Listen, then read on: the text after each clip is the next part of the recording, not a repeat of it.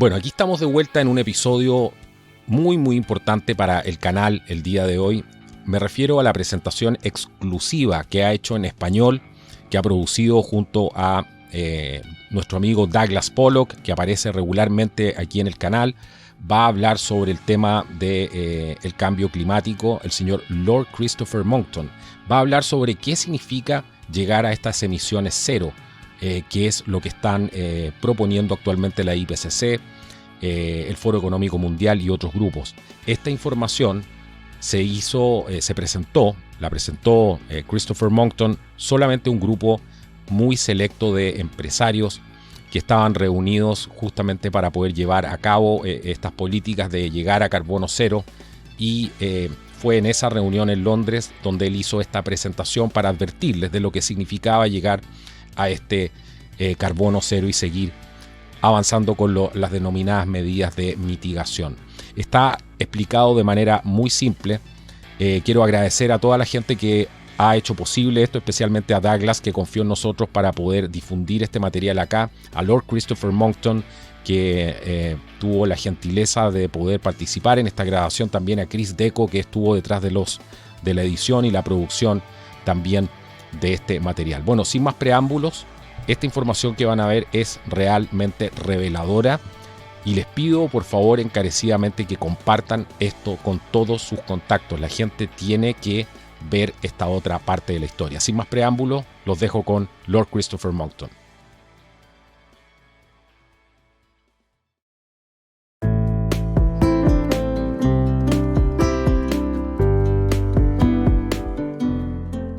We are in the fight of our lives and we are losing. Greenhouse gas emissions keep growing. Global temperatures keep rising. And our planet is fast approaching tipping points that will make climate chaos irreversible. We are on a highway to climate hell with our foot still on the accelerator. Humanity has a choice: cooperate or perish. It is either a climate solidarity pact or a collective suicide pact. Existen muchos científicos de renombre mundial en un amplio espectro de las disciplinas de la ciencia que se han dedicado a la investigación para el entendimiento del clima y sus cambios. Sin embargo, son muy pocos los que lo han enfocado desde una perspectiva más amplia en el intento por comprender integralmente un fenómeno caótico como es el clima, complementando la física y las matemáticas con otras dimensiones del conocimiento y de las ciencias, como la economía, la demografía, la sociología, la política y la historia. Uno de ellos es la persona que oirán a continuación y que merece ser presentado de una manera más especial.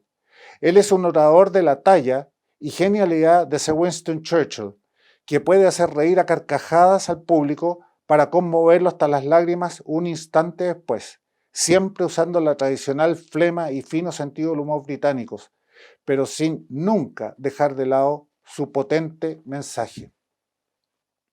Ex asesor en políticas públicas de la primera ministra Margaret Thatcher, él es uno de los más importantes investigadores y promotores de la verdad sobre el cambio climático del mundo.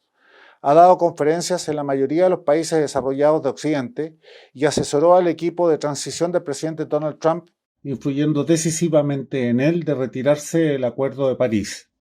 Me refiero a Lord Christopher Monckton, tercer vizconde de Brenchley, quien amablemente ha aceptado hacer esta entrevista cátedra.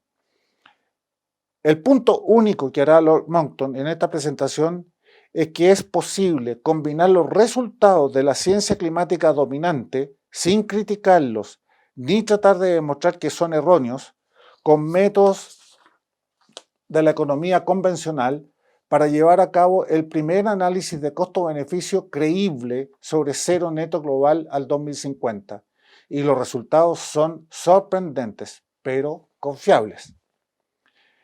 En el Global Investment in Sustainable Development CC Forum de Londres, Lord Monckton hizo recientemente esta misma presentación ante gestores de fondos de cobertura e inversores destacados que quedaron asombrados y también fascinados porque pudieron seguir cada paso de su sencillo pero muy poderoso argumento que ahora verán.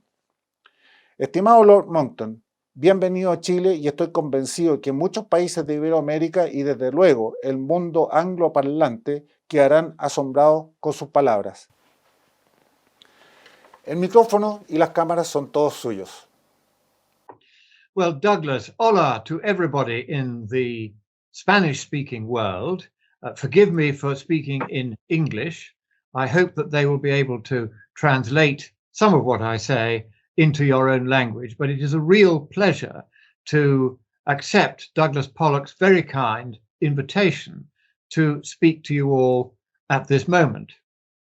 Now, the reason why Douglas asked me to talk to you is that I showed him a single sheet of paper from the Strategic Threat Assessment Group, which examines for the governments of the NATO countries the various threats that might make life difficult for the democracies of the world.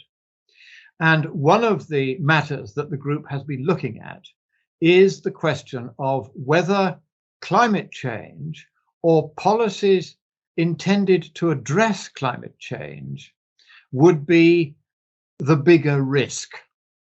Now, this is the kind of question that does have to be asked, unfortunately. It's not just a question of saying climate change will destroy us all unless we close down all the Western economies. We have to take a more careful and properly calculated approach.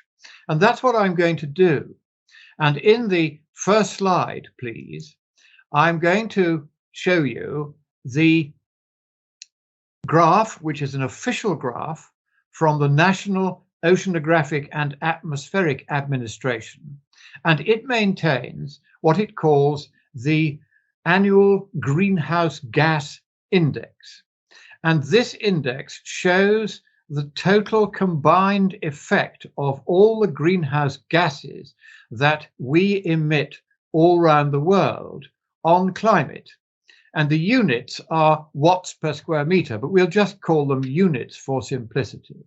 And as you can see, the total combined effect over the last 30 years from 1990 to 2020, we just take that 30-year period, is a continuing increase in a more or less perfect straight line, amounting to 1 unit over 30 years, more or less exactly 1/30th of a unit of man-made influence on climate over a year. And as you will see, CO2 is the biggest growth factor here. All the others have not really changed very much. You'll see in particular methane. And as you know, down in Latin America, you have many countries, one thinks chiefly of Argentina, which have a large beef farming industry. And we're being told we shouldn't eat meat anymore to save the planet. Well, not only is that scientifically wrong, it's also very clear that the methane that is emitted has hardly changed throughout the last 30 years. So that's an important point. We do not need to destroy the beef farming or dairy farming industries. In fact, the biggest source of methane biogenically, that means from the animal kingdom, is from termite ants. It's not from beef at all. So if they were going to have a campaign against termite ants, that might make a difference. But doing anything about agriculture will not make any difference to the methane levels. But we're looking here at the overall increase in a straight line over the past 30 years. And now we've got to look, we're going to examine in this little presentation what would happen if the whole world actually decided to go from where we were in 2020 in a straight line by steady reduction of its emissions of greenhouse gases to net zero emissions by 2050. Now, because we cannot reverse the CO2 or other gases already put in the atmosphere, they will work their way out of it in their own time. All that we can do is prevent the next unit if we were to go immediately down to zero emissions in 2020, which we didn't do. But let's suppose we move in a straight line from 2020 to 2050 over the next 30 years, then that would mean that we would abate or reduce or prevent half of the next unit that would otherwise have occurred over the next 30 years. So that's if we all went to net zero, the best we could achieve is a reduction of half a unit of our influence on climate via the greenhouse gases. Now we're going to do a calculation on the back of an envelope. That's a phrase we use in English to say a first order or simple calculation. But just because the calculation you're going to see is simple doesn't mean it isn't also correct. It is a correct calculation. So on the next slide, please, we're going to see the back of an envelope. And as you will see, the 30 years human influence that we would add over the next 30 years is 1 unit. But if we all go in a straight line from 2020 to global net zero by 2050, slowly reducing that, then the most we can prevent is half of the next unit. So we put that on the back of our envelope. And so you can see how very simple, but also how very robust and straightforward this calculation is. And it's important to note that the NOAA data, they are the official data for our effect on the climate. That's the data that everybody uses. So we're not advancing any complicated theories or unusual data. All of it is mainstream data, mainstream methods, and mainstream conclusions from that. So on the next slide, please, we're going to see how much warming would be prevented by each unit of the effect on climate that we might otherwise have had that we would not have if we go to net zero. And we go to the Intergovernmental Panel on Climate Change, the official body that studies the question of the climate. And there we see, taking mid-range estimates, we're not going to push them in one direction or another, we just use their middle-of-the-road estimates. And what we see is that if you take doubled CO2 concentration, just as an example, then we can see they are predicting at mid-range 3 Celsius of warming, and that represents about 4 units of our influence on climate. So that means each unit causes 3/4 of a Celsius degree, either of warming if we add it, or of abatement of temperature if we take it away. So at 3/4 of a unit per Celsius degree changed, if we now go to the next slide, which shows the back of our envelope again, what you will see now is that we multiply the half unit that we, if the whole world went to net zero, would be able to prevent over the next 30 years by 3/4 of a Celsius degree per unit. It's a simple multiplication sum. You can do this on a pocket calculator very easily, and that means you get 0.375 Celsius. Really straightforward. That is the final warming prevented, even if the whole world went to global net zero. It's 3/8 of a Celsius degree. It's less than half a Celsius degree in the next 30 years. That is assuming that the IPCC's figures are correct and assuming that the NOAA's figures are correct. These are their figures. All we're doing is a very straightforward back of the envelope calculation. So now we move on. We want to know what this is going to cost. So we go to the next slide, and what that shows is that McKinsey and Company have done the work for us. They are the world's leading consultancy. Again, we're using mainstream data here. And like so many of these consultancies, they make their money by going along with whatever the establishment opinion is at the time. And the establishment opinion at the moment is that climate change is all terrible and we have to do something about it. And here they have made what is very probably an extremely conservative estimate of what it would cost the world just in capital expenditure alone to go to net zero. And it would be $275,000 billion. That's $275 trillion. And that would amount to half of all the profits of all the companies around the world over the next 30 years, 1/4 of all tax revenue, and about a 14th of all household spending. So very, very serious money indeed, but that's just the capital expenditure. Now, normally, as you would know, you have to multiply the capital expenditure by at least 3 to get the total expenditure, which will include what's known as the operating expenditure, or OPEX. So you have CAPEX and OPEX. So if we go to the next slide, there you will see, again, where we've now filled up the back of our envelope because our calculation is complete. And what it shows is that the cost of getting to net zero would be $275,000 billion in capital expenditure, and that's McKinsey's figure. We then add about double that for operating expenditure, and that gives you about $800 trillion just in the next 30 years to get to net zero. Now, if we divide the final warming prevented by that global net zero by the cost of 800,000 billion, then each billion spent on trying to prevent that warming will only prevent 1/2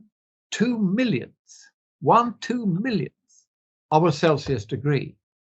And this is a straightforward arithmetical calculation. We're not doing anything complicated. We're not doing anything dishonest. I've showed you the 3 sources of evidence. You can see them in orange there on the slide. NOAA for our influence on the climate over 30 years. The IPCC's estimate of per unit. Then we've got the cost of going to net zero. And that gives you this extraordinary, very powerful, but very simple result.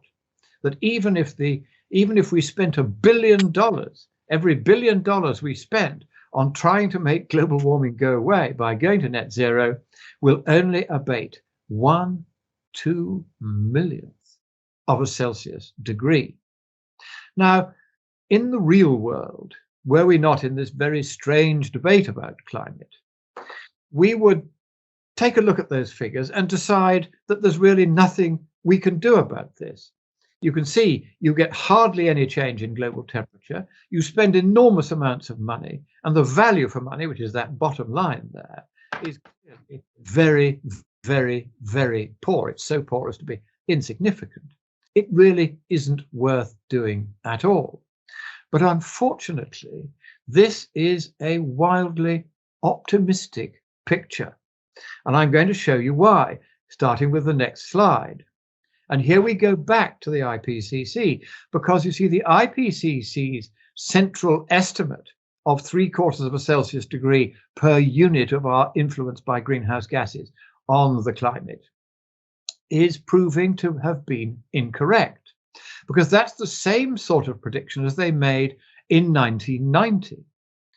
But they also made predictions of how much global warming would have occurred by now as a result of our influence on climate. And they predicted, as you see here, it's rather complicated to work it out because they do not state this in a simple form. But if we do the sums, they predicted in 1990 that the medium-term warming, starting for some reason in 1850, 140 years before their prediction, then they say that by 2030, there would have been a total of 1.8 Celsius of global warming, of which almost half a Celsius had already occurred by 1990. So you subtract that off, and they're predicting really that there would be about 1 1/3 Celsius degrees of warming over the 40 years from 1990 to 2030. That's a period of 4 decades. So that means that they're predicting about 1/3 of a Celsius degree of warming per decade should have happened between 1990 and now. So now what we're going to see on the next slide is how much there's actually been. And it wasn't 0.34, it was only 0.14. How do we know? Because the satellites, which are the most accurate way of measuring changes in global temperature, these satellites are from the University of Alabama at Huntsville. And these satellites were designed and built by, and now are operated by, the people who produce the data set from them. That's why this is the best of all the temperature data sets. And Dr. John Christie and Dr. Roy Spencer, two of the most formidable scientists there have ever been, they very ingeniously designed these satellites. They run this data set. And this, up to the most recent month, shows that the averaged rate of warming per decade is 0.14 Celsius per decade and not 0.34. Now, this extraordinary fact is something you will not have seen reported in any mainstream news medium.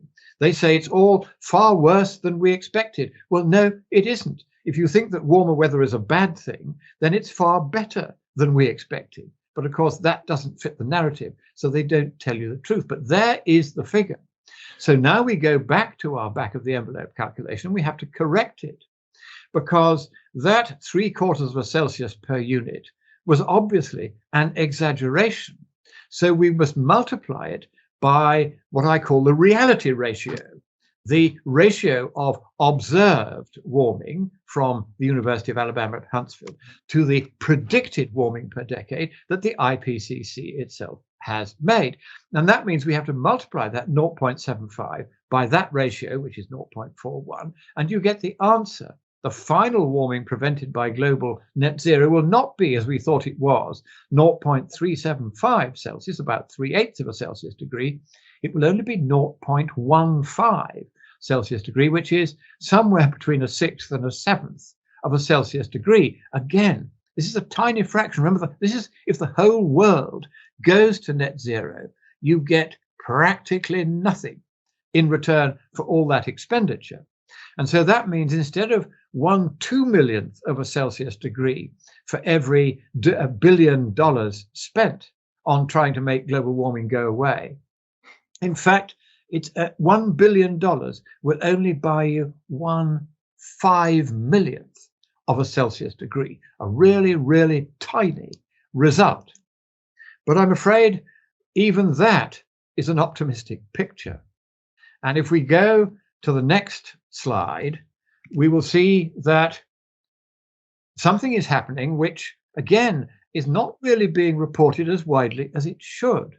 That after all these 30 conferences, very nearly, that they've held on the climate internationally, consumption of coal and gas and oil, which the enemies of the West describe as fossil fuels, these are the fuels that built the great civilizations and the great economic developments of the last 150 years, all these are increasing. This is since the year 2000, and you can see they've been increasing quite rapidly with a dip for the pandemic, you can see towards the right-hand end. And this, again, these are official figures, this time from British Petroleum, one of the largest oil companies in the world. And they're saying, look, all these things are going up. They're not going down, they're going up.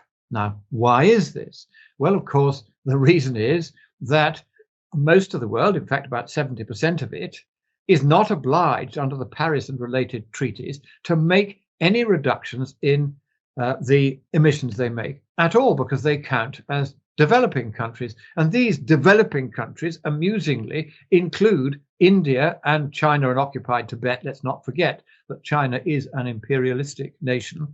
It illegally occupies the fragrant theocratic kingdom of Tibet, and it's time they got out of there and left it to the Tibetans, but there it is. And India and China, they are the two reasons why this is just coal consumption we're looking at now on this slide. You can see coal consumption by region, huge increases in that region and the decline in the rest of the world. But China is going to build another 43 coal-fired power stations. India is going to do much the same. We're not going to see any reductions. Nobody except the stupid West is moving towards net zero at all. So all that we're doing is making it prohibitively expensive to do business in the West, which means that all the big businesses in steel and heavy manufacturing and motor manufacturing, they're all moving out of Britain and Europe and the United States and moving to India and China, not least because energy is now 1/10 of the price in China that it is, let us say, in Britain. And how can heavy industries that depend heavily on energy, the energy intensive industries as they're called, how can they possibly compete if the British and other Western governments are busy making electricity so expensive that virtually nobody who's running any kind of a manufacturing business can afford to turn on their machines. So we can see, therefore, that we're not actually going to get to net zero by 2050 anyway. And you can see here, this is the confirmation of the point I touched on earlier. This is the next slide, please.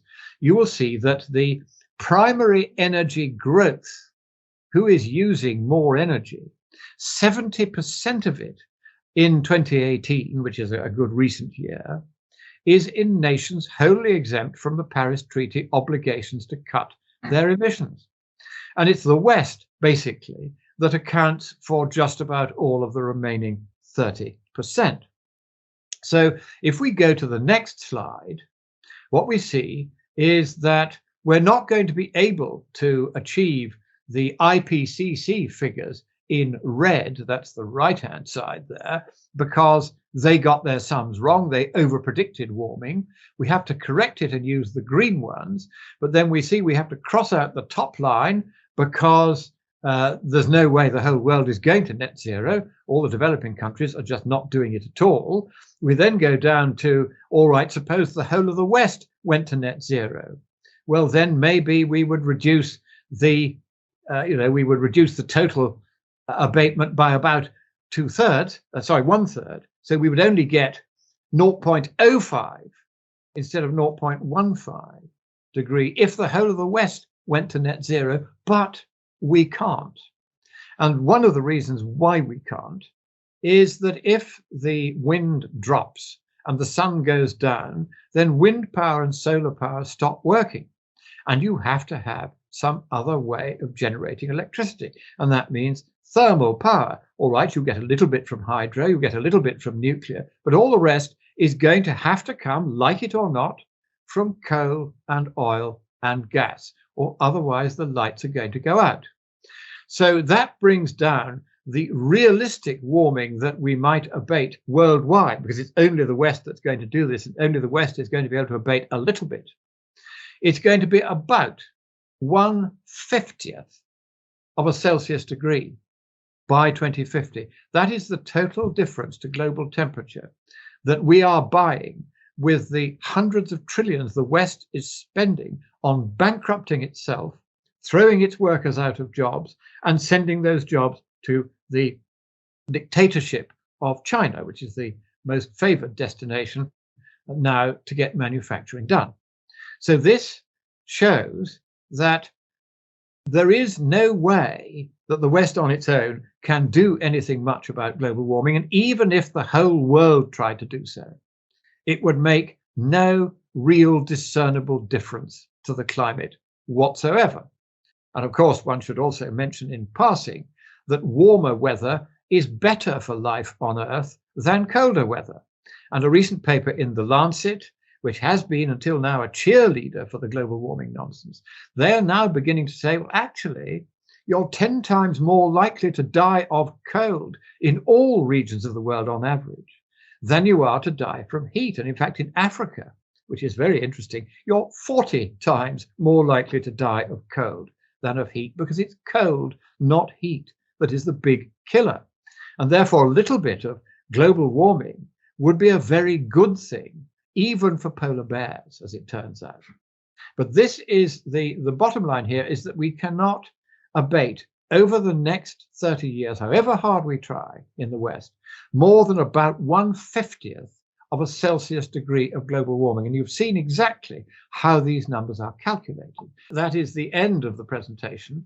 The bottom line, as I've said, is that we can make very little difference to the climate. But there's one point that I think I should add, which has not yet been properly nailed down. But the Strategic Threat Assessment Group is now in talks with the ranking experts on what is called geometallurgy. Now, if you've never heard of geometallurgy, I shouldn't be surprised. But what it concerns itself with is the resources of the metals, particularly, that the world is going to need. Now, until now, very nearly all of the metal that we dig out of the ground is iron, which is turned into steel for manufacturing. Nearly all of it. But if you want to go to net zero, then, for instance, you can't make batteries for your electric car out of iron and steel because they'd weigh too much. You have to make them out of lithium. Now, lithium is known as a rare earth metal. There's actually quite a lot of it around, but to find deposits which are workable and where you can get a reasonable quantity out at a reasonable price is nothing like so easy. At the moment, China dominates the market in lithium, but that is one of many techno-metals, as they're now called. And these techno-metals are very expensive, and there is a terrible shortage of them. To give you some idea, if the former British Prime Minister's policy of replacing all new cars sold in the United Kingdom by 2030 with electric buggies were to come about, it won't, of course, because it isn't realistic, then 3/4 of the world's current total output of lithium carbonate and lithium hydroxide would be consumed just in Britain alone. And if you look at all the other metals, you need copper, for instance, which is now becoming very scarce, and that its price is going to shoot up in the next 10 or 15 years. Cobalt, neodymium, praseodymium, all these rare earth metals, as well as the heavier ones like copper, these are going to become very, very scarce, very, very much sought after. And the big problem is there isn't enough of them anyway, even to get to the first generation of the electrical replacement for coal and oil and gas. Even the first generation. And these generations, remember, they're not like a coal-fired power station that goes on for 50 or 60 years. We're talking of more like 10 to 15 years before, you know this with your mobile phone. The battery is one of the most fancy, swank lithium-ion batteries you can get. And after about 5 years, it's already lost half its capacity to hold a charge. And by 10 years, you've pretty much got to throw it away. So every 10 years, we're going to have to replace all of the various bits and pieces, the windmills, the solar farms. None of them last more than 10, 15, maximum 20 years. And the batteries still, yes. And you have to have battery backup, because if you're not going to have any coal and oil and gas, and you've only got a little bit of nuclear, you're going to have batteries to back up the entire global electricity grid. Now, you can imagine how many dozens of terawatt hours you're going to need to have in backup, and the enormous amount of resources that will take up. And so far, nobody has sat down and said, all right, even if we could do this, how much is it going to cost? Which of these metals will simply run out so we can't do it anymore? And this is a huge problem which so far the world has not addressed. And I'm going to conclude just by saying this, that it's really important to understand that in this presentation that I have given you here, there is nothing but mainstream, mid-range, official science and economics. I am not advancing any theory. I am not saying the IPCC is wrong, except where I can show that the rate of warming that has occurred is only a tiny fraction of what they predicted 32 years ago. We've now been running their experiment for 32 years. They were wrong, but they have not altered their predictions. But even if you stick with their original predictions, all that you buy in global warming prevented is 1/50th of a Celsius degree over the next 30 years. And the cost per $1 billion spent on doing that is you only buy 1/2 millionth at best, more realistically, 1/5 millionth of a Celsius degree abated for each $1 billion spent. This is the economics of the lunatic asylum. And I thought it was very important that you in the Spanish-speaking world should be given some understanding of this. And so very kindly, Douglas is going to translate what I have said to you. He's going to translate my slides. And this presentation will come to you in your own language. And I shall also be doing this eventually in other languages too. But you are the first to get this, even before the English-speaking world has had this. You in the Spanish-speaking world, thanks to Douglas Pollock's intervention, are going to get this news first. And here is what I want you to do. I want you to look at the link to this video, where you will see there's a link to a one-page document, just 2 sides of a single A4 sheet, in which these calculations are set out in a convenient form that you can send to your politicians and ask them to check whether the Strategic Threat Assessment Group has got this right or wrong. You will find that it has got this right. Then you must ask your politicians, why are they continuing to spend any money at all on trying to make global warming go away when it's happening at only 40% of the originally predicted rate, and when warmer weather is better for life on Earth than colder weather, and not the other way around? Ask them these simple, realistic questions, and then watch them wriggle. Because in various countries now, there are movements to set up political parties to say we will have nothing to do with this climate change narrative anymore. It is clearly targeted at the West and only at the West. There are agents of foreign powers paying for the various environmental front groups, which are all communist-led, Greenpeace being a very good example, that are campaigning to shut down the economies of the West.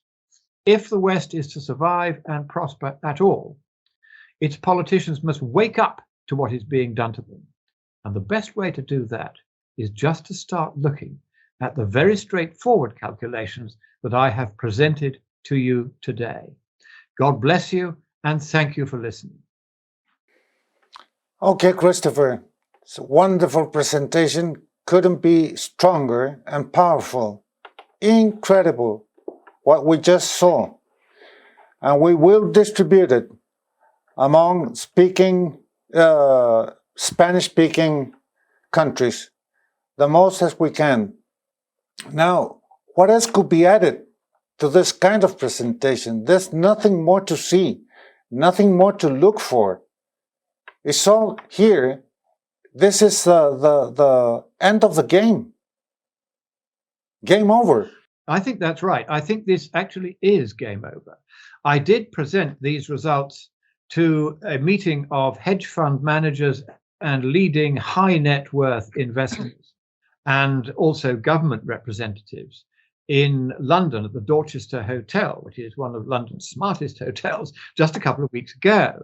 And interestingly, the climate change minister of the current, alas, collapsing Conservative government, when he heard that I and my good friend Mark Morano from the United States were going to be present and were going to give these results, he decided that, having originally accepted the invitation to attend himself, he would no longer appear.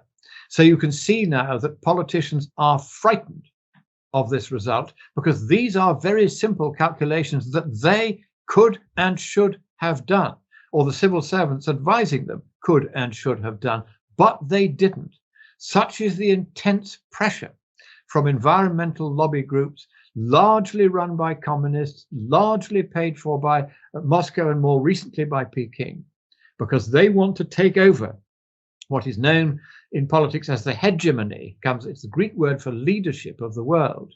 The West has been the leader of the world for perhaps 100, 200 years. Now, as a direct result, and really as the sole result of climate policy, we are destroying the West's leadership of the world, and we're passing it not to merrier, more democratic, freer countries elsewhere, but to the grim dictatorships of colonialist Russia and colonialist China. And Russia is now invading the Ukraine. China has already invaded Tibet, is now going to invade Taiwan. And the West is now too weak to stop them. And one of the reasons why it's too weak is that their agents of influence have sedulously pursued this climate nonsense for getting on for half a century. And the politicians have been so frightened of the damage to their reputations that would arise if they dared to speak out the truth, that they have fallen silent. And calculations such as that which I have just put before you are simply not being done. Well, now they are being done by the Strategic Threat Assessment Group, which has considerable influence over governments. We convey accurate information which they can verify because we say where we got it from and we show you exactly how we process it. Everything is explicit. Everything, you can see what we are doing. Nothing is hidden. And therefore, this is not secret. It's not kind of confidential. It's just very, very straightforward, using publicly available data and using simple arithmetic, which even a politician can probably understand. And that's why we want you to download this one sheet of paper. And on two sides of that sheet, you will find all these slides and all the text that accompanies them, explaining everything in a very concise and very short form. Circulate it widely. A version has been produced again by the kind offices of Douglas Pollock in Spanish, so it's going to be in your language. So please get copies of it and let your politicians know. And all you have to do is ask them one question.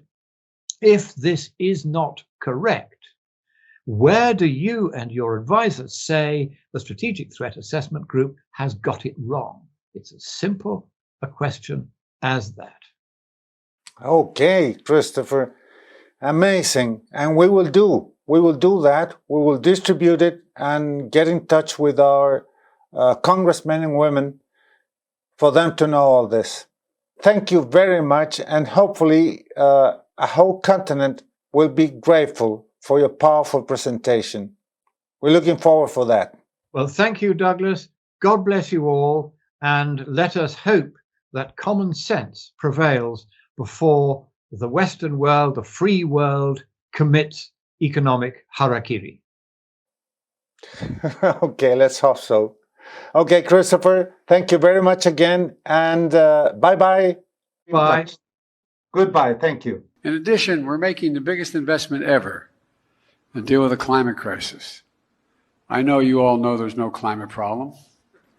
I know you know that. So I spent a lot of time in Arizona, New Mexico, California, all through, flew up and down the state with your governor and those wildfires. I know they just happen.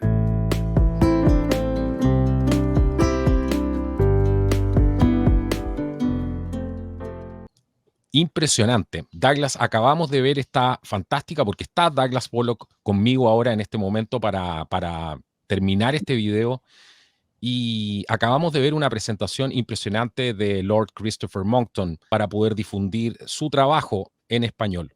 Douglas, si pudieras resumirnos, porque me imagino que a mucha gente le ha quedado algún tipo de duda, si pudieras resumirnos esta entrevista, ¿qué puntos te gustaría hacer? Mira, antes que nada decir que, bueno, justo con saludarte, pues, Carlos, ¿cómo estás tú? Qué bueno estar en tu programa de nuevo. Antes que nada, decir que, creo que lo dijo él en la entrevista, que yo le pedí a él que hiciéramos esto porque me llegó por otro lado, desde Estados Unidos, que él iba a hacer esto en Londres, y que esa presentación que acaban de ver, a él le tomó 8 minutos en hacerla frente a este foro mundial de multimillonarios, y junto con un científico norteamericano, Mark Morano se llama. Entonces yo lo encontré tan contundente que le pedí, y él estuvo amablemente, aceptó inmediatamente, y lo hicimos tanto para inglés como para el mundo de habla hispanoparlante, que es el estreno que tú estás haciendo ahora, Carlos.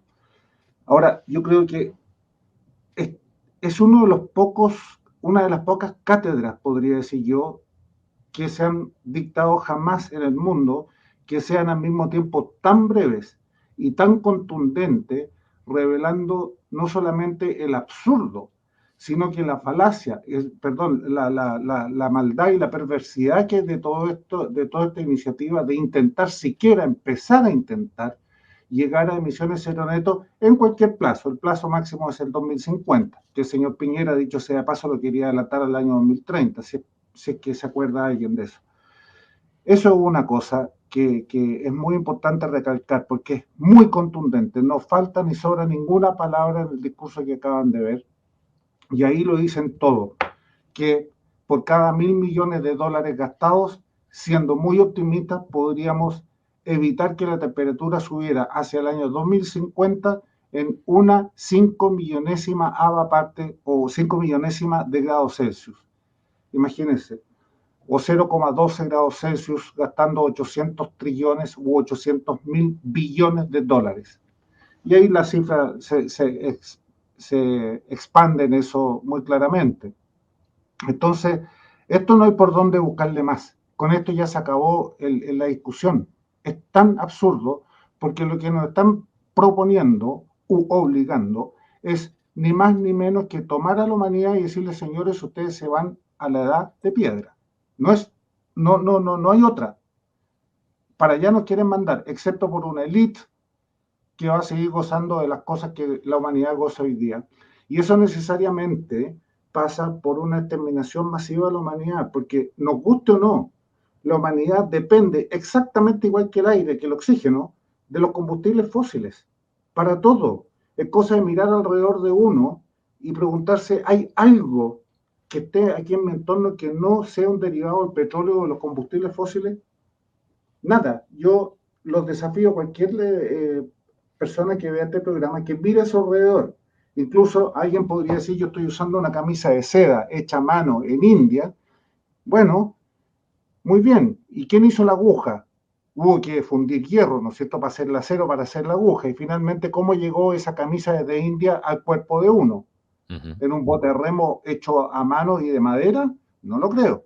Yo creo que en un buque carguero hecho de acero, en containers de acero, y peor aún, con tremendos motores diésel que queman además petróleo. Entonces, toda la humanidad, el 85% de los medicamentos están basados en combustibles, en derivados del petróleo, la industria petroquímica. Más de 6.000 productos son derivados del petróleo. Es decir, la humanidad depende. Y nos quieren quitar eso. Emisiones cero neto.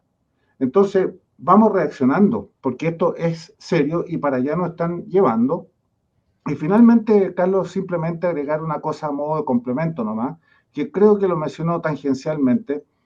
El profesor Michael Kelly, que no sé si será muy conocido acá en Latinoamérica, que fue profesor de física hasta el último tiempo del duque de Edimburgo, en marido de la reina Isabel, profesor particular en el Palacio Buckingham. Él hizo un artículo científico y dio una charla, que yo me tuve el honor de participar en esa charla, en que él muestra qué significaría este intento de solamente cambiar los autos de combustión interna de Gran Bretaña a autos eléctricos en términos de materias primas. Solamente Gran Bretaña, nada más.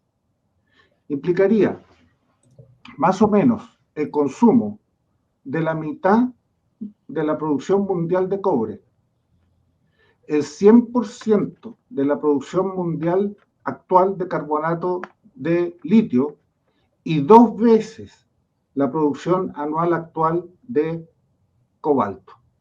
Solamente para Inglaterra. Si lo queremos llevar al mundo entero, más o menos hay que multiplicar por entre 65 y 70 veces esa cifra que acabo de dar. Es decir, a muy poco andar, apenas empecemos a iniciar ese camino desastroso, nos vamos a quedar sin materias primas. Pero previo a eso, el costo de todo ello se va a ir en las nubes. Es decir, ni siquiera va a ser abordable, ¿no es cierto? Entonces, ese es el nivel de falacia en que estamos empezando a vivir. No me gustaría agregar nada más, porque Lord Christopher Monckton lo dijo todo en una forma, bueno, al estilo de él, que siempre es genial. Bueno, yo, una cosa que es súper importante, si no lo entendieron del programa, es que es muy inteligente la estrategia que usa Monckton para poder desmitificar todo esto,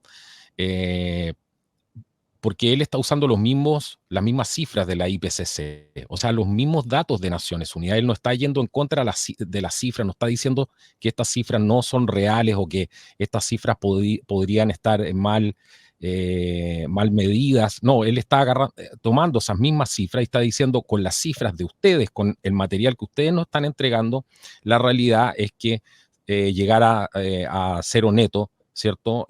No va a tener ninguna incidencia. Vamos a tener que pasar por, como decías tú, esta desindustrialización, que es bueno decirlo, no hay ninguna fase previa aquí para poder hacer un ensayo, hacer una transición normal, ¿cierto? Sino que todo esto además se está haciendo de golpe y eso obviamente está costando vidas humanas, a usted se le está encareciendo el costo de la vida y todo eso, así que eso me parece muy importante. Yo no sé si quieres decir algo para cerrar, Douglas, pero agradecerte por esta tremenda oportunidad que le das al canal, agradecerle también a Chris Deco que estuvo detrás de los controles, que hizo toda esta producción fantástica para traer a Lord Christopher Monckton y poder acercarlo a ustedes. Sí, Chris, él hizo toda la parte de producción, dirección, que se hizo un trabajo fantástico. Y solamente agregar de que las personas que estén interesadas, va a quedar un link en este video de Carlos, en que pueden bajar una sola hoja, tamaño A4, en que están todas estas diapositivas que mostró Lord Monckton, explicado paso a paso, en forma muy simple. Eso es todo, 2 páginas. Así de simple, lo pueden descargar tanto en inglés como en castellano.